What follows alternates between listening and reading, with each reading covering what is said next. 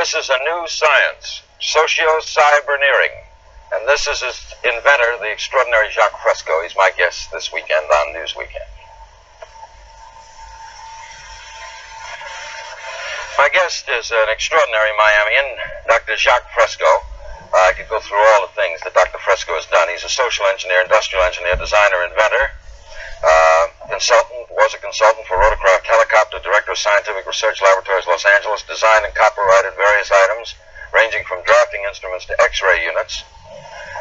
Has had works published in the Architectural Record, Popular Mechanics, Saturday Review, and has been a technical and psychological consultant to the motion picture industry, member of the Air Force Design Development Unit at Wright Field, developed the electrostatic anti-icing systems, designed prefabricated aluminum houses. What does it say in your driver's license? What is the occupation? Industrial designer. Jacques, you Social engineer. Does it bug you that people, when they talk about Jacques Fresco in Miami, say that he's someone who's too far ahead of his time? His thinking is, we're not ready for advanced kind of thinking. Of that type. Does it bug you? I imagine every creative person in every field encounters that sort of problem. No, it doesn't. I can't afford it. There's too many things that are important. What is socio-cyberneering? Socio-cyberneering is a new organization, and it represents the application of the most sophisticated forms of science and technology toward problem solving so that we can reclaim the environment which we loused up over the years, and to build a way of life worthy of man, to humanize society, to break away from the artificiality, the regimentation that dominates our society today. Our society seems torn apart and pulled in many directions. Socio-cyberneering is an approach at the restructuring of society in humanistic terms. Humanistic terms, yes. Yes. The times I've spoken to you, you're very science and technological oriented. You want categories and people, I remember, classified in categories and certain people living here. And I never wanted that. No. Let's say that we didn't read each other, or I did not communicate the ideas. In essence, to me, all of the marvels of science and technology, all of the electronics and mechanical wonders, are just so many millions of tons of junk, unless it enhances the lives of men.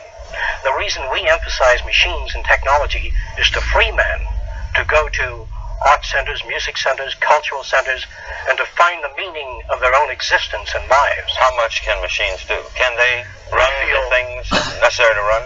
Well, Mr. King, if we can launch a rocket off the Earth while it's turning, find a place on the moon, land it automatically, pick up samples of the soil, bring the ship back without humans, I think the Russians have done this, bring the ship back to the Earth, surely we can handle airliners or anything else with redundancy. The problem, though, is a political structure. Is how do you start changing a society this much, which has really no political system? No, it has no political system. It is not affiliated with any political party. It is neither communist, fascist, nor socialist, nor democratic. Socio-cyberneering is a sort of a quantum jump, a severe departure in man's way of thinking. How do you make a severe departure with millions of people? With millions of people, well, I think you pretty much understand that most of the development we have in our society today, the technology, the airplane, TV, radio, modern production technology, is really done by very few people. I would say several hundred people comprise the modern technological civilization. But you don't need millions of technicians and millions of scientists. How many people did you know of today sit in their home and play their phonograph and radio and TV, have any idea of how this works? No, it's just happening around them. I don't have any idea. And they're falling behind.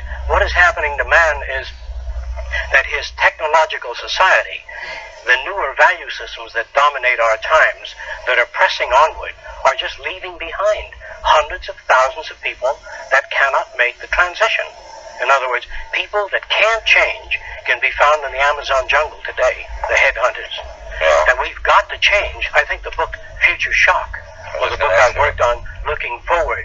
Future Shock points out that there are a lot of things going to happen, whether you like it or not, that the future cannot be stopped by anyone. It is a continuous progression. But there are always going to be large groups of people who are going to have trouble handling it. Yes, Change. Look at the change of someone we agree. 60 years old has seen unbelievable change. I believe they can change quickly if the information is made available to them. In other words, to present socio-cyberneering in one shot is extremely difficult. I believe that people should not be divided. The youngsters, the adolescents, and finally the mature young adults, and then the older folks are all divided people. When you get to be 65, you don't want to travel on an ocean liner with old folks. How come we put up these buildings for the old folks? We think that people ought to live wherever the hell they want to live. That cities must be designed so we have an integrated, intelligent society. Einstein, when he was 65, 70 years old, he would talk to youngsters. He kept reading. He kept up with ideas. Why must societies be divided into different groups? We think that you're as young as your life permits you to be, as your exposure, as your ideas. All right, let's, with pictures, explore the thinking of Jacques Fresco and the society he'd like to see, socio-cyberneering. Now, we'll start with this, and you tell me... I'll try to point it out. Yeah, you can point right at it. All of the new cities will be a university, in essence. The center of the city, the nucleus, will house an electronic computer, which only controls the weather, water purification, the atmospheric conditions, that is, it controls air contamination systems. The computers do not, I say it again, do not control people. They maintain safety, they oversee the environment, maintain ecological balance between animal life and plant life. All the machines do is control the physical entities that comprise the environment. The center of the city is a university that covers all subjects related to man. It is not a commercial university. It is not based on there's no courses that are used to exploit or abuse any other human being. All business courses will be phased out. All repetitious jobs will be phased out. We feel that machines ought to do the filthy or the repetitious or the boring jobs. That man has to be free to pursue the higher things, the higher possibilities of man. In other words, if this is the medical unit, this little branch, and if you work in this center, you may live in the garden cities that surround the center. You don't have to. You can if you will. Each of the garden cities contain lakes, recreation areas, and between cities, we let everything go back to nature. Will computers be able to control the weather?